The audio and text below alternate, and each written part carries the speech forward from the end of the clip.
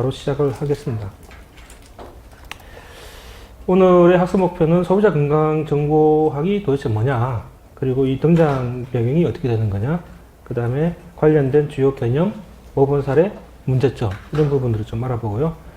그 다음에 소비자 건강 정보학 중에서 제 생각에 가장 중요하다고 생각되는 개인 건강 기록, 이게 뭔지, 그 종류가 뭔지, 또 어떻게 등장을 했는지, 그리고 병원에서 잘 쓰고 있는 전자 건강 기록, 전자 의무 기록과 공통점하고 차이점은 뭐냐, 그리고 대표적인 어떤 사례를 살펴보는 그런 시간이 되겠습니다. 그래서 이런 순서로 이제 말씀을 드릴 거고요. 저는 의료 정보학을 시작한 거는 병원 정보 시스템, 그 다음에 임상 의사 결정 지원 시스템, 이런 쪽으로 시작을 해서 지금은 주로 컨슈머 헬스 인포메틱스 이쪽 분야 연구를 많이 하고 있고요. 특히 PHR, 내셔널 차트 이런 거 개발하면서 데이터 분석하고 이런 분야를 많이 하고 있습니다. 소비자 건강 정보학은 여기 쓰이는 대로 그야말로 소비자의 정보에 대한 필요성 분석하는 그 의생명 정보학의 한 분야가 있게 되는 거고요. 소비자들에게 정보를 전달하는 방법, 그리고 소비자들이 어떤 정보 시스템을 더 잘 쓰는지, 또 어떻게 하면 더 잘 쓰게 하는지, 이런 부분들을 연구하고 서비스하는 분야라고 이렇게 볼 수가 있습니다. 이게 왜 소비자냐?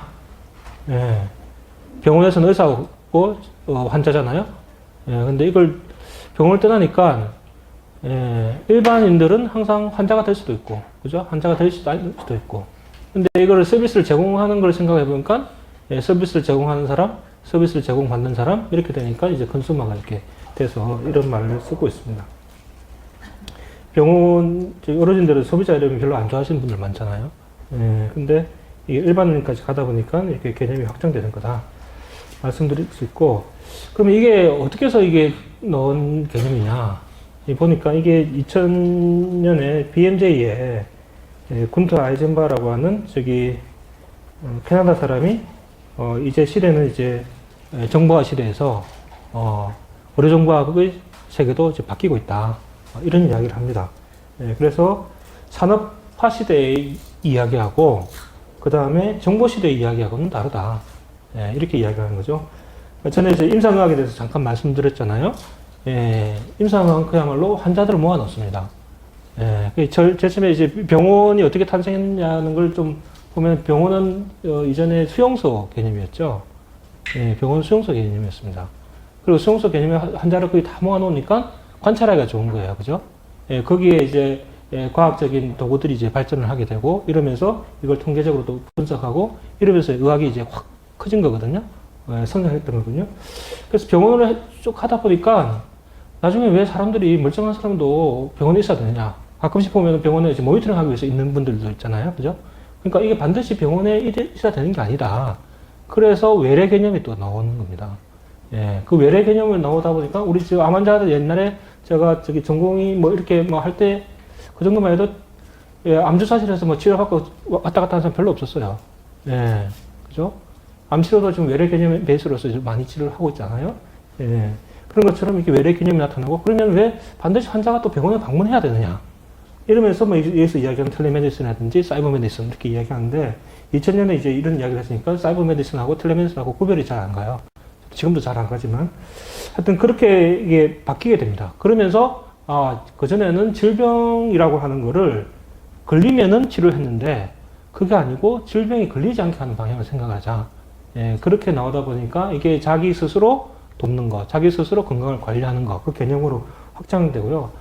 그러다 보니까 병원에서는 중심이, 의사가 중심이 돼서 환자들한테 서비스를 제공하는 분야로 바꿨지만, 나중에 보니까 그게 아니더라. 이게 환자나 소비자들은 의사한테서부터 서비스를 받는 게 아니고, 그죠? 약사, 보험회사, 다 관련된 부분이 다 나오더란 말이에요. 그래서 이게 개념이, 이게 컨슈머라고 하는 부분이 점점 더 중요해지고 있다. 그리고 돈을 쓰는 사람은 국가에서 보험으로 쓴다고 하지만, 그 외의 것은 다 소비자가 쓰고 있죠. 그죠? 돈 쓰는 사람한테 아마 포커스를 맞춰야 된다. 이런 이야기들도 있긴 있습니다. 그래서 어떻게 됐든, 일단, 기존의 어떤 서비스 개념이 지금 바뀌고 있다.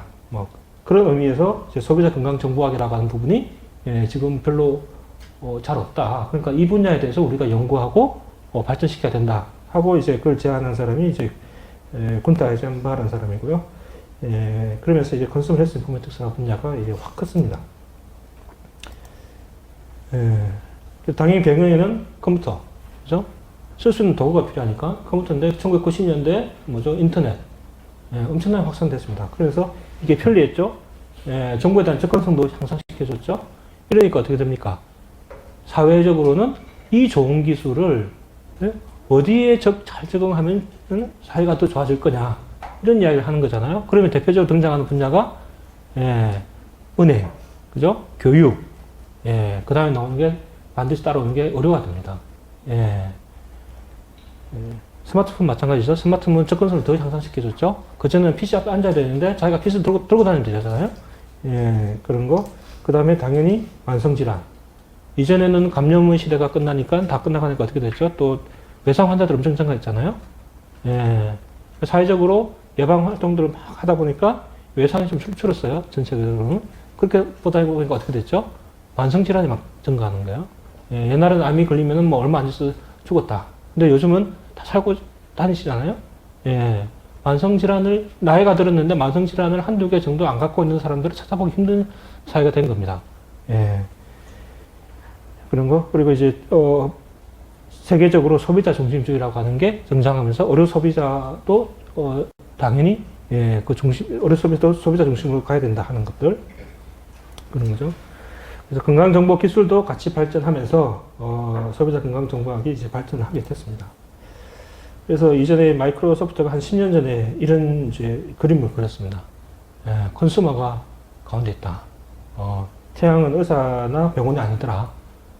실제로는 세상은 이런 세상이더라.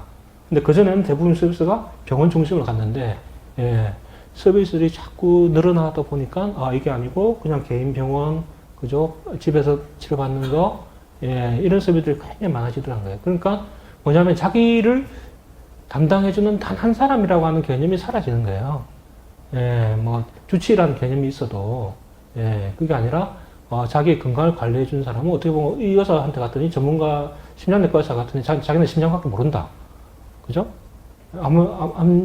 그 외래 갔더니 난 암밖에 모른다. 이런 식으로 되는 거죠.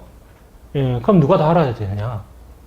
그런 문제가 등장하고, 거기에서, 누가 하든, 내가 잘 알아야 된다. 뭐 그런 부분이 되는 겁니다. 그래서 서비스의 중심에 환자가 있다. 뭐 이런 이야기가 되겠습니다. 그 소비자 건강 정보학에서 등장하는 개념들을 좀 잘 알아야 되는데, 이 개념들과 관련돼서 결국 정보학이 이제 발달하게 되는 거죠. 소프트웨어도 발달하고, 건강 이해 능력, 헬스 리터러시. 이 그림 보시면 알잖아요. 병원에 계신 분들은 잘 알 겁니다. 의사가 아무리 설명합니다. 어떤 사람은 뭐 대충 설명하는 분도 있겠지만, 굉장히 잘 설명하고 열심히 설명해요. 그리고 했는데 또 새로운 가족이 오니까 가족은 못 듣다가 또 열심히 설명합니다. 그죠? 그렇게 여러 번 설명했는데 나중에 환자한테 물어보면 난 들은 게 없어요. 이런 이야기 많이 해요. 그 의사가 뭐라 했는데 난 하나도 못 알아듣다고 사인해서 그냥 사인했다. 뭐 평가받는데 그런 이야기도 하잖아요. 그게 이런 거예요. 의사는 자기가 배운 용어로서, 그죠? 자기가 이해하기 위해서 몇 년을 고생을 해가지고 들은 말을 가지고 환자한테 설명을 해주는 거예요. 그러면 그 환자 입장에서 이건 영어도 아니고 중국어도 아니고, 그죠? 이해하고 이해를 못하는 말이에요. 한글말로 하는데 못 알아듣는, 그런 말이 되는 거예요. 그러니까 뭐냐면은 환자들이 의사가 무슨 이야기를 하는지 알아들을 수 있어야 되는 거예요. 그죠? 그걸 이제 건강 이해 능력이라고 하는데, 그러면 환자가 의사들처럼 6년 동안 의대에 들어가서 공부해야 되느냐? 그거 아니잖아요? 그래서 건강 이해 능력이라고 하는 부분이 필요한데, 그러면은 환자들이 좀 제대로 알 수 있게 해야 되지 않느냐. 그런 겁니다. 그래서 이 건강 이해 능력을 가지고 좀 연구를 해보니까, 이게 낮으면은 처방이라든지 자가 관리에 대한 의료진의 지시를 잘 이해하지 못하더라. 입원의 위험성도 한 2배 정도 증가하고, 입원 기간도 늘어나고, 치료비도 4배 이상 증가하고, 의사소통도 장애가 있더라. 어떤 전에 제가 다른 데서 발표하는 걸 들었는데, 미국에서 어느 병원이었는지 연구를 해보니까, 퇴원한 환자들한테 이제 퇴원약을 처방을 하고, 약을 또 이제 처방전도 주고 해서 했더니, 한 50% 정도가 약을 더 이상 복용 안 하다는 거예요. 예. 그게 돈이 없어서 그럴 수도 있겠죠. 예. 근데 약을 안 먹으면 자기가 다시 병원에 올 수도 있는 건데, 뭐냐면 이 의사소통이라든지 이해 능력이라든지 이런 부분하고도 관련이 있는 거예요. 예. 그래서 미국에서 어떻게 하죠? 태어날 때 태원과 관련된 설명도 굉장히 강조하거든요. 예. 근데 그렇게 해도 문제 생기는 거예요. 예. 그리고 그래서 이제 왜 장벽이 있는지를 보니까 일단 정보가 복잡하고, 예, 그 다음에 미국 같은 경우에는 뭐 비영어권, 그러니까 어떻게 하죠? 뭐 스페인어를 같이 쓰고, 그런데 저 한국에서 온 사람, 중국에서 온 사람 잘 안 되죠? 그런 문제. 예, 또 어떤 경우는 문화적으로 부적절한 정보들, 우리나라도 많잖아요. 그죠? 언론에서 이상한 정보도 흘리는 경우도 있죠. 예, 이런 것도 있더라. 그리고 의사가 쓰는 용어는 환자들이 잘 알아듣지 이해하지 못하는 용어들이 굉장히 많습니다. 그래서 소비자 건강 정보학에서 소비자 건강 용어 예, 이런 걸 연구하시는 분도 따로 있습니다. 예.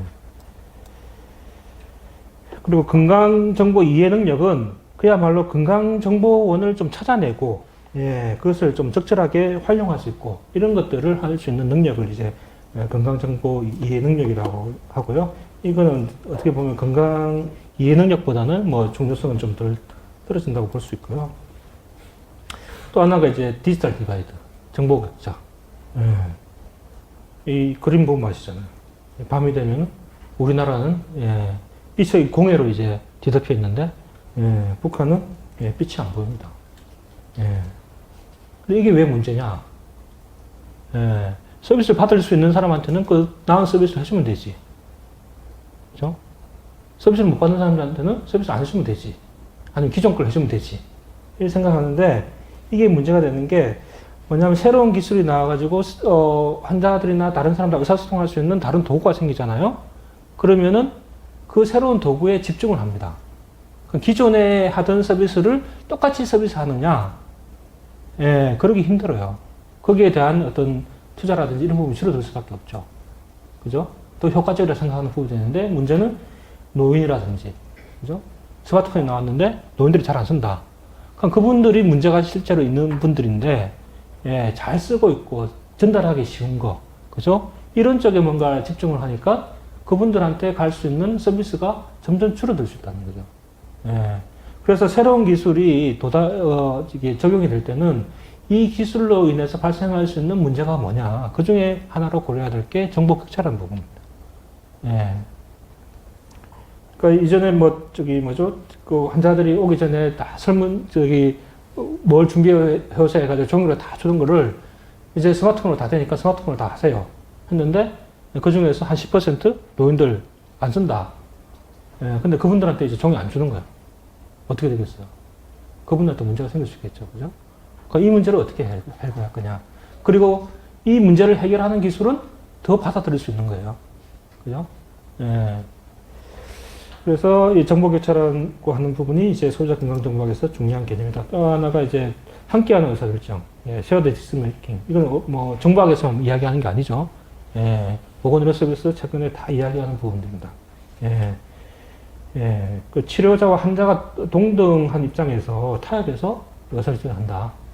자기 몸에 대해서, 자기 몸에 메스를 되는데 여기에 대해서 환자가 충분히 동의하지 않다거나 자기는 잘 모른다거나 이런 부분이 별로 좋은 게 아니더라.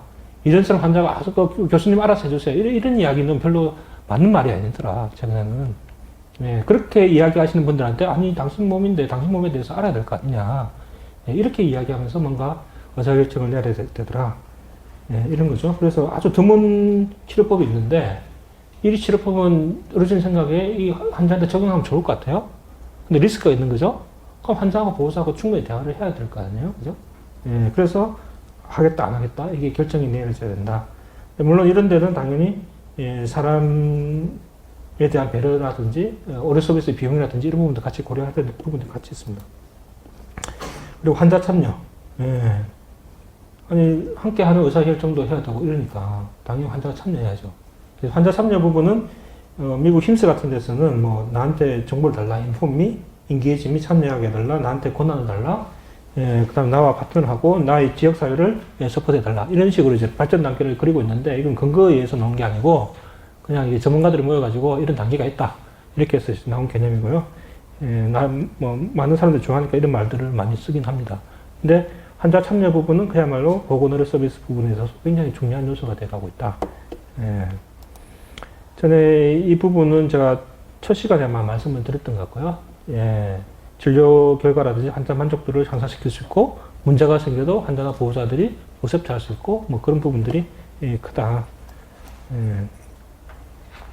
환자 권한부는 환자한테 그야말로 권한을 주는 거죠. 정보를 같이 또 줍니다. 그다음에 환자들한테 양질의 건강 정보를 구분할 수 있는 능력도 주고요. 그리고 여기 기본적인 개념은 환자가 더 많이 알면은 자기 질병에 대해서 더 많이 알면 더 잘 치료될 수 있다. 이런 부분이 됩니다. 그러면 이제 그 도구는 뭐냐? 이것도 이야기 처음 시간에 했죠. 이전에 인터넷 등장, 그죠? 최근에 모바일 테크놀로지 나오죠. 그런 솔루션들은 이전에 헬스 2.0 뭐 이렇게 이야기하다가 요즘은 패션드 포털이라든지 개인 건강 기록, 모바일 헬스 앱 이런 것들이 나오게 되는 거죠. 이걸 통해서 환자가 직접 참여할 수 있는 거죠.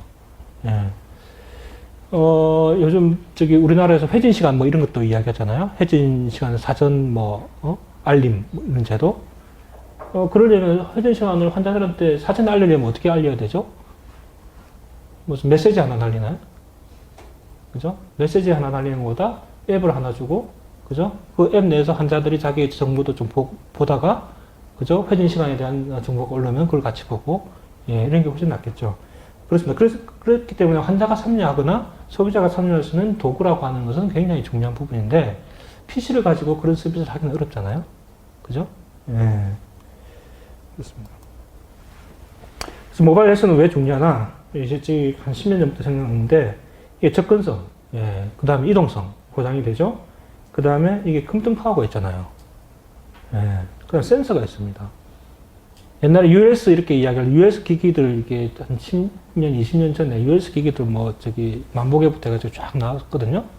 US 기기의 문제는 뭐냐면은 센싱은 해요. 센싱을 하는데 데이터를 그 다음에 딴 데 줄 수가 없어요. 딴 데 주려면 어떻게 하는 거죠? PC에 연결해야 되죠. 그죠?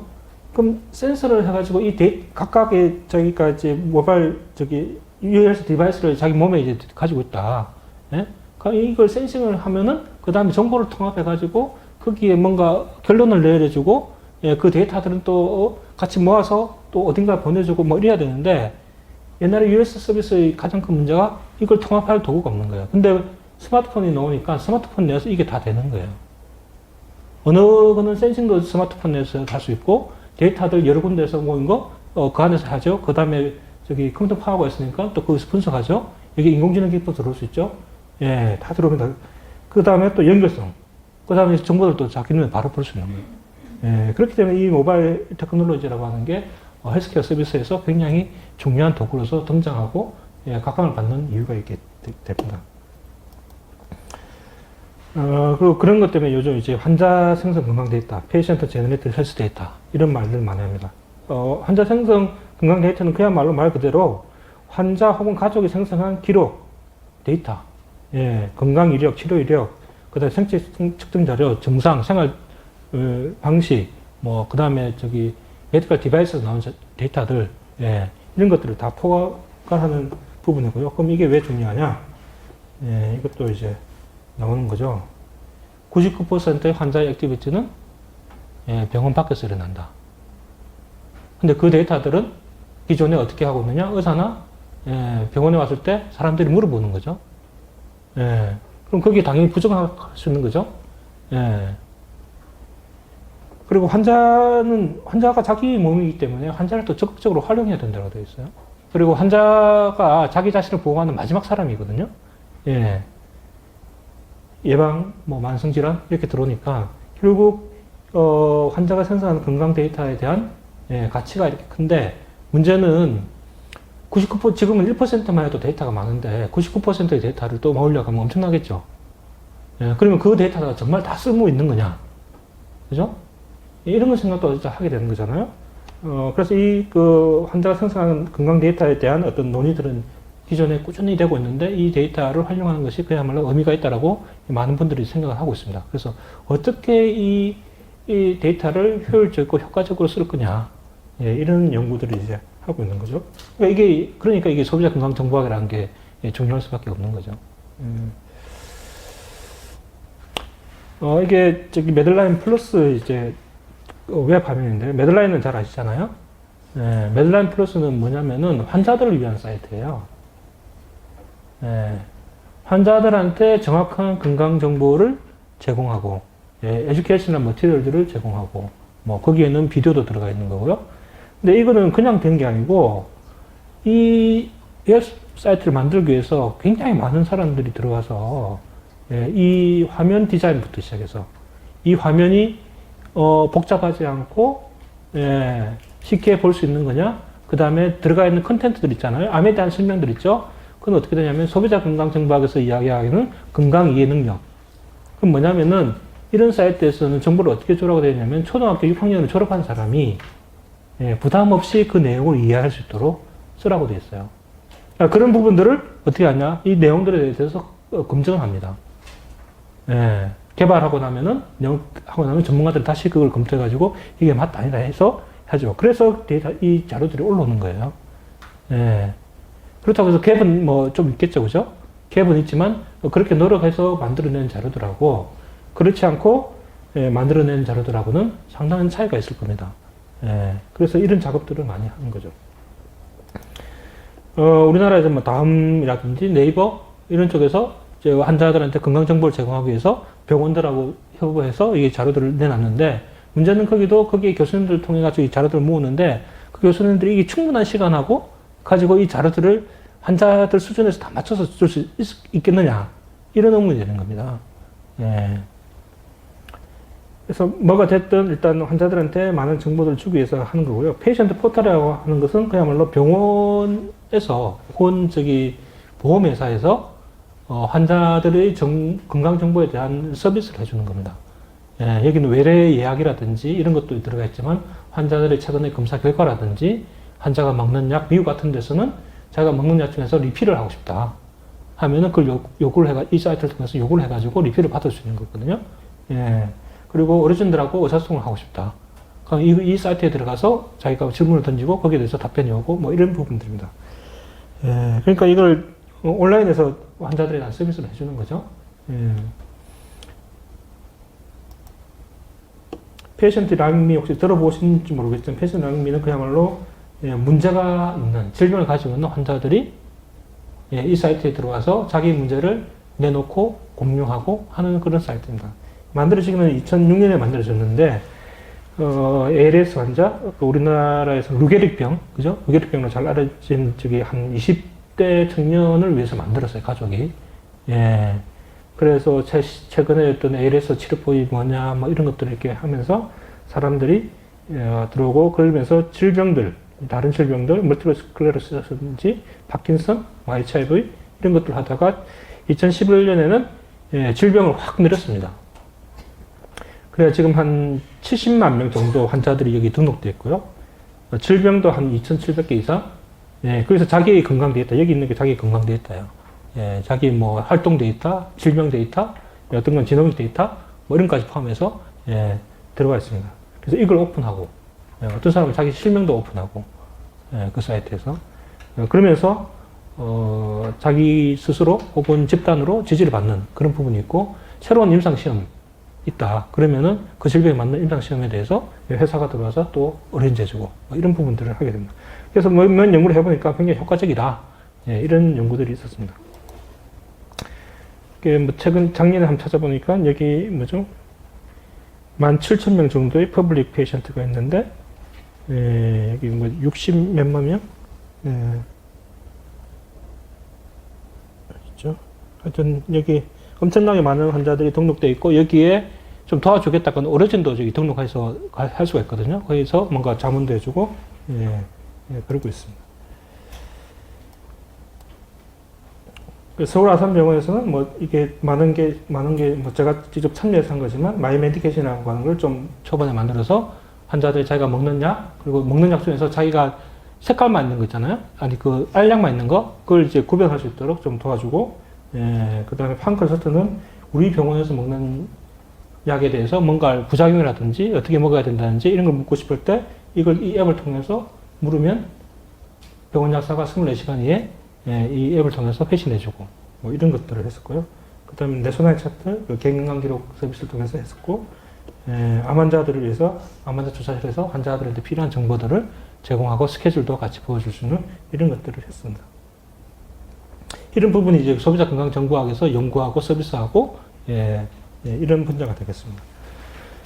이거는 제이밀이라고 저널 오브 메디컬 인터넷 리서치라고 하는 이제 저널인데, 이쪽이 아까 소비자 건강 정보학 개념을 만들었던 군터 아이젠바가 이제 운영하는 저널이거든요. 임팩트 팩터가 지금 한 4.9 정도 이렇게 되는데, 여기에 소비자 건강 정보와 관련된 많은 연구 결과들이 이쪽에서 많이 발표를 하고 있습니다. 그래서 관심 있는 분들은 이쪽에 들어가서 보면 되는데, 기존의 클리니컬 메디슨 쪽 내용하고 좀 많은 다른 부분들이 좀 있습니다. 어르신들 입장에서 별로 중요하게 생각되지도 않는 부분들인데, 여기서 굉장히 많이 이야기되는 부분도 있고요. 근데 이제 소비자 건강 정보학에서는 아주 심각한 이슈들이 몇 개 있어요. 일단, 많은 소비자들이, 그리고 의료진들이 온라인의 정보에 대해서 정말 신뢰성이 있느냐. 항상 문제되잖아요. 우리나라에서도 아나키부터 시작해서 굉장히 심각하죠. 그리고 어떤 암 동호회나 뭐 이런 동호회를 가정해가지고 뭐 상품을 파는, 그죠? 이상한 것들. 그런 것들이 많습니다. 그래서 연구들을 해보니까 실질적으로 다 문제가 있다고 생각하는 거예요. 그래서 그런 부분이 문제되고, 홈코드라고 있어요. 지금 하고 있는지 모르겠는데, 홈코드라고 하는 거는 그야말로 그 웹사이트에 대해서 어떤 신뢰도를 부여해 주는 건데, 문제는 이 홈코드가 어떻게 하냐면은, 일단 이 웹사이트가 다른 사이트하고 이해관계가 있느냐, 다른 회사하고 이해관계가 있느냐, 그 다음에 컨텐츠가 언제 만들어졌느냐, 그 다음에 언제 마지막으로 업데이트했느냐, 이걸 제대로 관리하느냐, 이걸 가지고 홈코드를 부여를 했거든요. 그럼 어떻게 돼요? 컨텐츠에 대해서는 아무런 정밀도 못 하잖아요. 그래서 이 문제가 아직까지 쉽게 해결이 되지 않고 있습니다. 사생활 보호 문제, 이런 문제들이 좀 있는 거고, 아까 디지털 디바이드 말씀드렸죠. 새로운 기술을 적용했는데 안 되더라고요. 그래서 어떻게 보면은 취약자들이 잘 쓸 수 있는 뭔가 새로운 도구가 나왔다. 굉장히 좋은 거예요. 비슷한 이야기가 뭐냐면은, 아는 분이 굉장히 좋은, 환자를 위한 설명하는 어떤 도구를 만들었어요. 나한테 이제 굉장히 좋지 않냐, 이렇게 했는데, 그러면은, 그때 제가 농담처럼 한 말이, 그러면은 시각장애인은 어떻게 하냐. 그죠?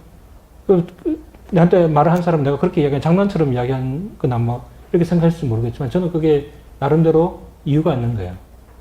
정보 격차라든지 이런 부분들이 분명히 있는 거기 때문에, 그래서 모든 사람들한테 다 맞다 이렇게 이야기하면 사실 곤란한 부분들이 있습니다. 그 어떤 서비스가 나아갈 방향들, 이런 것들을 생각한다면은 지금 이 서비스의 한계가 뭔지 생각을 해봐야 되는 거니까요. 정보의 질 문제, 모바일 헬스앱도 마찬가지죠. 모바일 헬스앱의 문제 중에 하나 지속 사용의 문제가 있어요. 연구에 의하면은 모바일 헬스 앱을 내려받았는데 그 중에 한 80% 정도는 2주 내에 버려진다고 되어 있어요. 액티비티 트래커 했더니 한 6개월 이내에도 한 3분의 1인가 3분의 2인가 안 쓴대요. 이게 굉장히 연구에서는 굉장히 좋은 도구라고 알려져 있는데, 문제는 그게 안 쓰이면은 좋은 도구가 될 수가 없잖아요. 그러니까 이 모바일 헬스 앱이든 액티비티 트래커든 뭐 애플 워치든 이걸 계속 쓰게 하는 요인은 뭐냐, 이런 연구가 필요한 거죠. 그걸 앱 속에 넣을 수 있느냐, 앱 속에서 못 넣고 다른 인터페이스를 통해서 그걸 제공할 수 있느냐, 이런 거죠. 병원에서 환자들을 위해서 굉장히 좋은 앱을 만들었어요. 근데 나중에 100% 쓴다고 생각했는데 나중에 보니까 1% 쓰더라. 그럼 그 이유가 뭐냐. 그럼 제일 처음에 썼던 사람들, 중간에 떨어져 나가는 사람들, 마지막까지 남아있는 사람들, 이 요인을 분석해야 될 거 아니에요. 그런 문제. 그리고 그 내에 있는 앱의 서비스의 질, 앱의 내용의 질, 아주 크리티컬한 이력 검사 결과가 제공됐는데 그 다음에 아무런 인터벤션이 없어. 그죠? 이러면 문제가 되겠죠. 이런 것들이 있습니다. 다음으로는 개인 건강 기록으로 넘어가서요. 개인 건강 기록은 뭐 이전에 좀 말씀을 드렸습니다만 결국 개인이 개인 건강 정보의 주체로서 건강 정보를 저장하고 활용하고 접근하고 관리하는 시스템이다. 근데 개인 보고 이거 하라면 못하죠. 그죠? 다른 뭐 이야기도 있지만 결국 개인이 누군가한테 권한을 주거나 이렇게 해서 개인이 이 모든 것에 대한 어떤 관리의 주체가 되는 그런 개념이 개인 건강 기록입니다. PCH라는 것도 있는데 Personally Controlled Health Record. 여기는 그야말로 개인이라고 하는 부분을 굉장히 중요하게 해서 자기 결정권, 사생활 보호 뭐 이런 부분들을 굉장히 강조하는 어떤 개념이 되고요. 여기도 마찬가지죠. 환자가 중심이 있고 병원, 의사, 보험회사 뭐 이런 데들이 다 서비스를 해주는 개념이 되겠습니다. 근데 이 PHR의 개념은 사실은 1956년 정도 이때 이게 어디죠? 자마 저널에 나온 건데 여기 퍼스널 헬스 로그라고 해가지고 이 개념이 나왔어요. 이런 게 충분히 필요하다. 그 다음에 컴퓨터라이제이션 오브 퍼스널 헬스 레코드라고 해서 퍼스널 헬스 레코드라고 하는 말로 나온 게 1978년. 근데 실제로는 2000년대 이후에 이 개념이 확산이 됩니다. 그때 대표적인 주자가 구글 헬스. 구글에서 PHR 서비스를 했거든요. 그러다가 접었습니다. 그렇지. 마이크로소프트는 이제 헬스볼트라고 하는 걸 만들어서 한 10년 넘게 하다가 10년도 훨씬 더 넘었죠. 하다가 지금 올해 11월 20일 이때 되면 서비스 종료합니다. 그동안 하던 서비스는 다른 회사들한테 넘겨주고요. 그러면 이제 퍼스널 헬스 레코드가 이게 뭐 별로 전망이 없느냐? 절대 그렇지 않습니다. 전망은 굉장히 높다고 나와 있고요. 등장 배경은 이제 기존 건강관리 체계, 질병이 걸렸을 때가 아닌 부분, 그러니까 만성질환이 유행하고 비용이 증가하고 고령화 됐다. 소비자중심주의 등장하고 보건의료 서비스도 질병 치료에서부터 예방으로 가더라. 그 다음에 정보기술이 발전하니까 이것을 보건의료 서비스에 제공하자. 하다 보니까 이게 병원 밖에도 굉장히 많이 적용이 되는 그런 게 되겠습니다. EMR하고의 차이점은 뭐냐면은 둘 다 공통점은 일단 개인의 건강 정보를 관리한다. 그리고 이게 서로 데이터가 오고 가기 위해서는 그야말로 상호 운용성이라든지 표준이 필요하다. 차이점은 뭐죠? PHR은 개인이 개인의 건강을 관리하기 위한 도구고 의료기관에서 제공한 법적 기록하고 환자가 직접 입력한 기록이 존재하는 겁니다. 그게 차이점이라고 보시면 됩니다. 근데 이쪽에 PHR 서비스들이 뭐 좀 인위적으로 나오면 한 세 가지 정도로 나눠요. 스탠드얼론, 독립형. 독립형은 뭐냐면은 자기가 앱을 만들든지 받아서 그 안에 기록하는 거야. 아니면 자기가 노트에다가 자기 건강 기록을 막 기록하는 거예요. 그게 스탠드얼론이 됩니다. 스마트폰 앱에서 노트로 만들어서 거기에 하면은 그것도 되겠죠. 연결형 혹은 통합형이라고 하는 거는 뭐냐면은 한 병원이 아니라 여러 병원들, 그죠? 여러 레벨에 있는 데이터들을 여러 레벨하고 여러 다양한 서비스에 있는 데이터들을 모으거나 연계시켜서 통합적인 뷰를 제공하는 것. 굉장히 이상적이잖아요. 그죠? 이상적인데 문제는 현실 세계는 이 병원 EMR 다르고 저 병원 EMR 다르고 1차 병원, 3차 병원, 약국, 보험회사, 정부기관 다 나눠있잖아요. 이 데이터를 통합하고 연계하는 방법이 쉽지 않다는 거예요. 서비스 굉장히 불안하겠죠. 하나가 잘못되면 앱 자체가 아예 쓰지 못한다는데 그런 문제가 충분히 발생했겠죠. 그래서 이게 굉장히 어렵습니다. 근데 반면 기관 소속형은 그 병원이나라든지 보험회사의 서비스를 받는 사람들한테 제공하는 거예요. 그죠? 어떻게 보면 한 의료기관, 한 단위에서 이렇게 서비스가 되니까 서비스를 제공하기 편한 거예요. 그래서 어느 한 병원만 다닌다. 난 서울 아산병원만 계속 다닌다. 그럼 이 사람은 이 앱이 굉장히, 서비스가 굉장히 좋은 거죠. 그리고 다양한 서비스를 받을 수 있고, 병원 내 왔을 때도 또 서비스를 받을 수 있고, 이런 부분들이 있어서 발전된 거는 기관 소속형이 이제 굉장히 많이 발전이 됐습니다. 기대 효과. 이게 2006년에 나온 이야기거든요. 근데 요즘은 이야기들을 굉장히 많이 하고, 처음에 PHR 기대 효과를 했을 때, 이제 환자 측면, 의사 측면, 그 다음에 병원 측면, 국가 측면 해가지고 이렇게 쫙 나는 상세한 이야기를 했는데, 상세한 이야기를 다 들으면 어떻게 되냐면은, 병원은 별로 도움이 안 되는 것 같아요. 예. 이 보면은 환자와 가족들에게 건강정보의 통제권을 강화하고, 주도권을 준다. 어르신과 환자의 관계를 향상시킨다. 그 다음에 서비스 질을 향상시킨다. 효율성, 필요성, 뭐 이렇게 다 이야기하는데, 근데 이게 요즘 많이 바뀌고 있어요.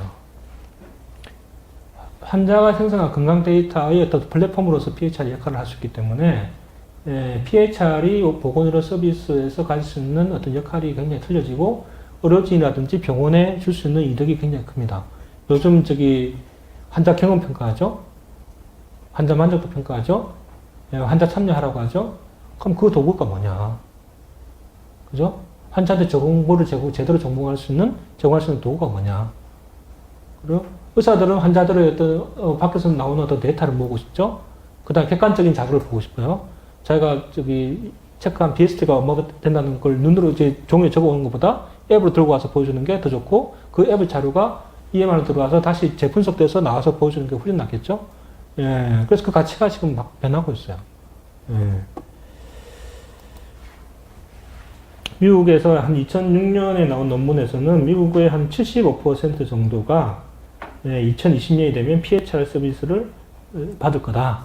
뭐 굉장히 앞선 이야기지만, 뭐 75%까지 가지는 않을 거라고 생각하지만, 그래도 많은 수가 PHR 서비스를 받을 거라고 생각하고요. 전에 미닝풀 유저 이렇게 이야기했잖아요. EMR 인증. EMR 인증에, 미국의 EMR 인증에는 페이션트 포털이 들어가 있습니다. 예, 환자한테 PHR 서비스와 같은 것들을 해줘야 되는 거예요. EMR 인증받을 때. 예, 그러니 당연히, 그런 서비스를 받는 사람들은 이 서비스를 받을 수 있다. 이렇게 되는 거겠죠. 헬스볼트 여러 기기 회사들하고 연결해서 데이터를 관리하고 했는데, 이게 우리나라는 옛날에 한 2010년대, 10년쯤에는 우리나라에 못 들어왔어요. 왜 못 들어왔냐? 개인건강정보법, 개인정보보호법, 이것 때문에 못 들어왔어요. 그러다가 여기서 서비스를 좀 수정해가지고 2014년, 15년 이때부터 서비스가 됐거든요. 예, 근데 우리나라에서 그렇게 인기를 끌지 못하고 이제 그냥 사라지게 됐습니다. 블루버튼, 아이블루버튼은 이제 보훈병원, 그러니까 말로 퇴역군인들 굉장히 많거든요. 예, 이 사람들한테 제대로 된 서비스를 하기 위해서 만들었는데, 여기는 기록도 그렇고, 영상도 그렇고, 어르신하고도 뭔가 데이터를 주고받을 수 있고 해서 굉장히 통합형으로 이제 알려진 것으로 유명합니다. 이건 퇴역군인들과 관련된 내용이고요. 이제 에픽 같은 경우는 에픽은 EMR 회사거든요. EMR, 위스콘신에서 탄생하는 EMR 회사인데, 지금 현재 미국 EMR 시장 한 70%를 장악하고 있습니다. 엄청난 시장을 확보하고 있는데, 여기서도 당연히, PHR 서비스를 제공하고 있는 거죠. 에픽 서비스를 하는 병원에 다니는 환자들이, 이 PHR 서비스를 받을 수 있는 겁니다. 그리고 이제 미국의 어느 한 병원에서는 입원한 환자, 이거는 이제 암 환자하고 중환자실 환자들이 입원해 있으면서 자기의 오늘 스케줄, 자기가 먹는 약, 자기 오늘 해야 될 거, 검사 결과, 필요하면은 어르신하고 의사소통할 수 있는 그런 도구. 그야말로 환자 참여를 하려는데 환자 참여형 도구를 이제 제공하는 겁니다.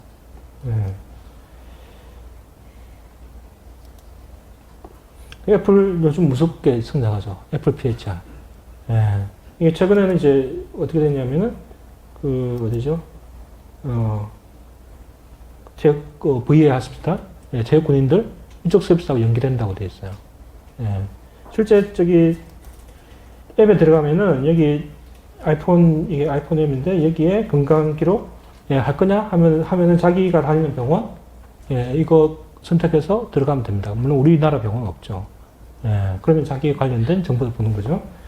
어느 정보 볼 거냐 하는 거하고, 애플워치라든지 애플하고 연계되어 있는 저 기기들 데이터하고 연결할 거냐. 그럼 그 통합적인 뷰를 제공하는 거죠. 그러니까 이제 삼성이라든지 이런 데도 하고 싶은데, 안 되는 거예요. 우리나라도 이제, 한국형 블루버튼을 만들겠다. 그래서 올해 시범 사업 하고 있습니다. 저도 지금 들어가서 하고 있습니다. 예. 얼마나 잘 될지는 일단 모르겠는데, 일단 많은 돈을 써서 진행을 하고 있다.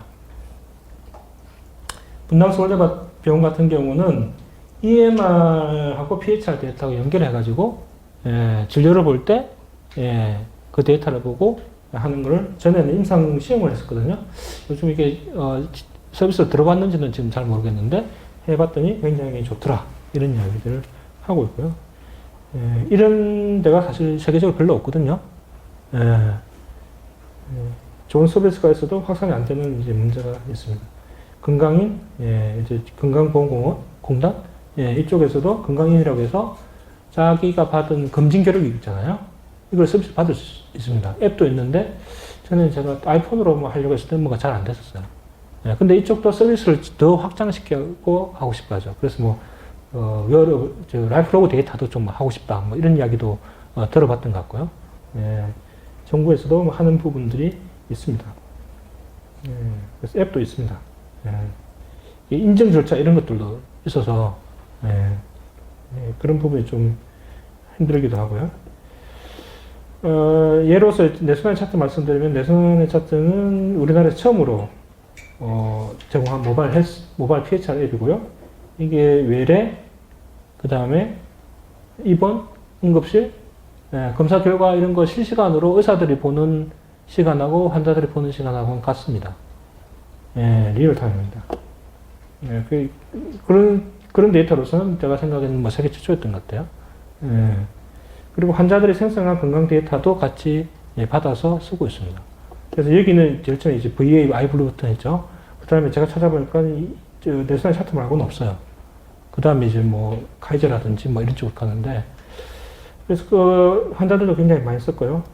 쓰기도 좋았습니다. 그래서 여기에 병원이 가지고 있는 환자의 정보를 제공하는 거, 그 다음에 취약을 관리할 수 있는 거, 그 다음에 외래 스케줄과 관련돼서 관리할 수 있는 거, 예약 진료 대기 초에는 자기가 외래 왔잖아요. 그러면 자기 순서가 세 번째나 이렇게 되면 알려줍니다.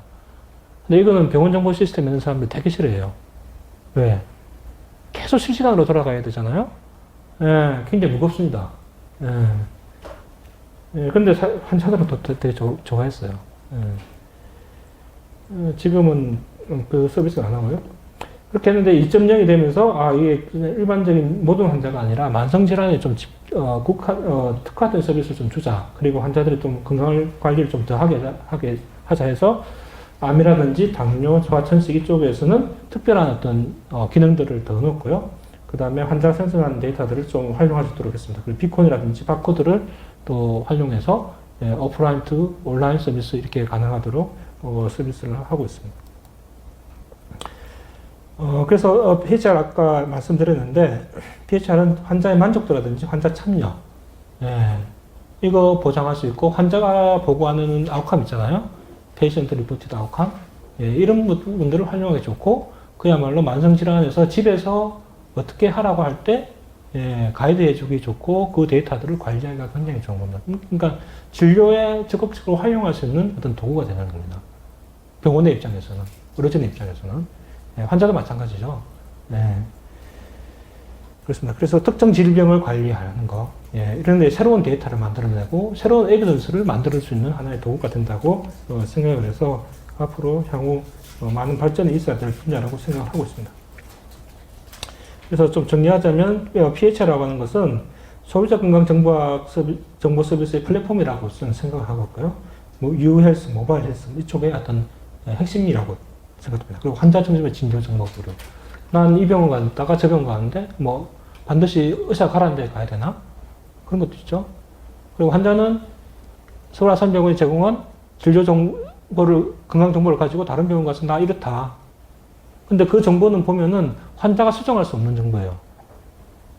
환자는 자기가 입력한 정보는 어떻게든 수정할 수 있지만, 병원이 제공한 정보는 수정하지 못합니다. 신뢰성 있는 데이터를 주는 거죠. 객관적인 데이터를 줄 수 있습니다. 그러니까 환자 중심의 진료 정보 교류가 이게 가능한 부분입니다. 라이프로그, 여러 가지 디바이스들 데이터 이쪽으로 다 끌어올 수 있는 거예요. 그래서 만성질환 관리 할 수 있고, 정밀의료는 진혹 데이터뿐만 아니라 환자의 참여를 적극적으로 권장하는데, 그럼 뭘로 가지고 환자가 참여할 거냐? 그 중에서 가장 대표적으로 등장한 게 모바일 테크놀로지고요. 모바일 폰입니다. 예. 그럼 그 정보들은 또 어떻게 통합할 거냐? 거기에 PHR 서비스가 들어갈 수 있는 거죠. 오픈노트라고 하는 게 있는데, 오픈노트는 미국에서 많이 되고 있는데, 이 오픈노트는 지금도 많은 분들이 쓰고 있는데, 이 오픈노트의 개념이 뭐냐면은, 의사가 기록한 걸 환자들이 볼 수 있는 거예요. 환자들한테 오픈되어 있다는 뜻입니다. 예. 이거는 주로 1차 의료기관, 이쪽을 중심으로 해가지고, 거기서 자기가 노트를 쓰고, 그 기록을 또 환자들이 볼 수 있고, 뭐 이렇게 하는데, 호응이 좋아서 계속 확산은 되고 있는데, 이게 우리나라에 들어올지 안 들어올지는 잘 모르고요. 예, 그렇다고 해서 이 오픈노트라는 게 대학병원 수준까지 갈 수 있을 거냐? 그건 좀, 제 생각은 좀 의문이고요. 예, 그런데 이제 문제는 뭐냐면, 이 정보가 계속 환자들한테 가고 있다는 겁니다. 예, 환자들한테 가는 서비스가 점점 더 늘어나고 있는데, 이 대세를 누군가 피할 수 있을 거냐? 예, 그러지는 못할 거라고 저는 생각을 하고 있고요. 그래서 소비자 건강정보학에서 이야기하는 개념들, 서비스들, 가치들 이런 것들에 대한 부분이 잘 파악돼야지 향후 보건의료 서비스를 제공할 때 더 나은 서비스를 제공할 수 있다고 생각하는 겁니다. 요약하면은 패러다임이 바뀌고 있다. 그리고 거기에는 환자 중심적인 서비스라고 하는 게 있고 거기에 최근에 이제 모바일 테크놀로지가 등장한다. 헬스 리터러시. 우리는 열심히 일하는데 그 일에 대한 가치가 있는 게 결국 환자가 이해하는 건데, 그죠? 그럼 환자를 이해할 수 있는 좋은 방안은 뭐냐? 그죠? 우리가 노력을 좀 덜 하게 할 수 있는 그 방안은 뭐냐? 그게 필요한 거. 환자가 생성하는 헬스 데이터를 더 잘 만들 수 있게 하는 방법이 뭐냐? 이런 것도 고민을 하는 거죠. 그리고 병원에서는 이걸 어떻게 하면 잘 쓸 수 있게 하느냐?